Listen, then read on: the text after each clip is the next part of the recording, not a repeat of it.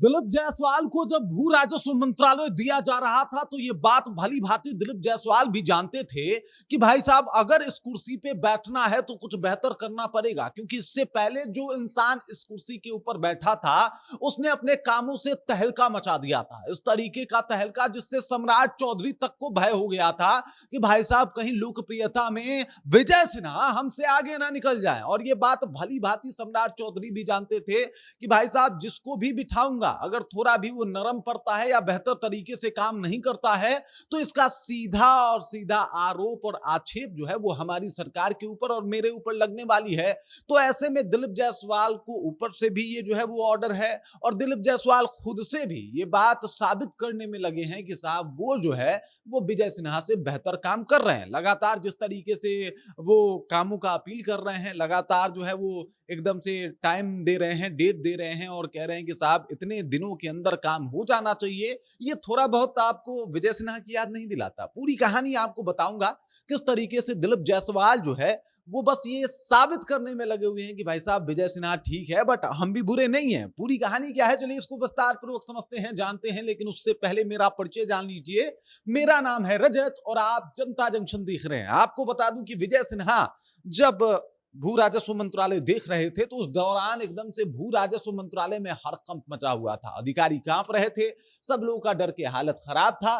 कई लोग जो है वो सस्पेंड हो चुके थे तो कई लोग धरना पे बैठे हुए थे और सबकी एक ही समस्या थी, विजय सिन्हा। इसके पीछे का कारण भी है, विजय सिन्हा ने आके बता दिया कि साहब अगर काम नहीं करोगे तो रहने का कोई फायदा नहीं है, कहीं और जगह जो है वो तलाश लो। और उसके बाद जो है वो अचानक से जब सम्राट चौधरी मुख्यमंत्री बनते हैं और उनके नए टीम का गठन होता है, यानी अलग जो है वो एक कैबिनेट जो है वो मंत्रालय कैबिनेट में तमाम मंत्रियों का सम्राट के कैबिनेट में सिलेक्शन होता है तो उसमें थोड़ा बहुत मंत्री पदों को उलट फेर कर दिया जाता है। जैसे भू राजस्व मंत्रालय जो है वो विजय सिन्हा से छीन के उनको कृषि मंत्री बना दिया जाता है, जबकि भू राजस्व मंत्रालय जो है वो दे दिया जाता है दिलीप जायसवाल को। अब दिलीप जायसवाल जो है वो एकदम से वो कहा जाता है ना पूरा जान झोंक चुके हैं काम कराने को लेकर। अभी देख लीजिए इन्होंने एक अल्टीमेटम जारी किया है कि 15 दिन के भीतर भीतर 15 दिन के भीतर भीतर करना यह है कि जितना भी अतिक्रमण है उसको हटाना है, चाहे आप बुलडोजर चलवाइए, चाहे आप जो मर्जी वो करिए।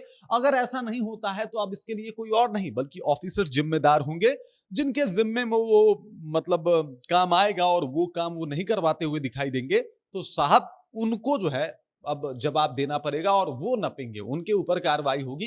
ये सीधा और स्पष्ट है। मतलब 15 दिनों के भीतर आपको बिहार में अलग अलग जगहों पे बुलडोजर चलते हुए दिखाई देंगे और इसके पीछे का कारण आप दिलीप जायसवाल को बोल सकते हैं, इसके पीछे का कारण आप सम्राट चौधरी को बोल सकते हैं, लेकिन अगर मेन रीजन समझना चाहें तो मेन रीजन जो है वो विजय सिन्हा ही है। विजय सिन्हा इसलिए है क्योंकि कंपटीशन इतना टफ करके वो गए, हाई इतना कर दिया इस पद का कंपटीशन कि अब भाई साहब समझते समझते लोगों का हालत खराब है। और दिलीप जायसवाल भी इससे पहले भी ये भू राजस्व मंत्रालय देख रहे थे, लेकिन क्या इस तरीके से इतना जोश में काम कर रहे थे? क्या इस तरीके से लगातार मीडिया और सुर्खियों में बने रहते थे और बने रहने की कोशिश कर रहे थे? बिल्कुल नहीं। अब वो चीज हुआ है और इसके पीछे का कारण विजय सिन्हा का जो अपना एक लेगेसी है उस कुर्सी को लेके, जो उन्होंने एक अवधारणा सेट कर दी है उस कुर्सी को लेके, जो उन्होंने उस मंत्रालय के बारे में बता दिया है, इसी का परिणाम है कि लगातार जो है वो दिलीप जायसवाल मेहनत करते हुए, मीटिंग करते हुए और अपने अधिकारियों के साथ बैठक करते हुए दिखाई दे रहे हैं।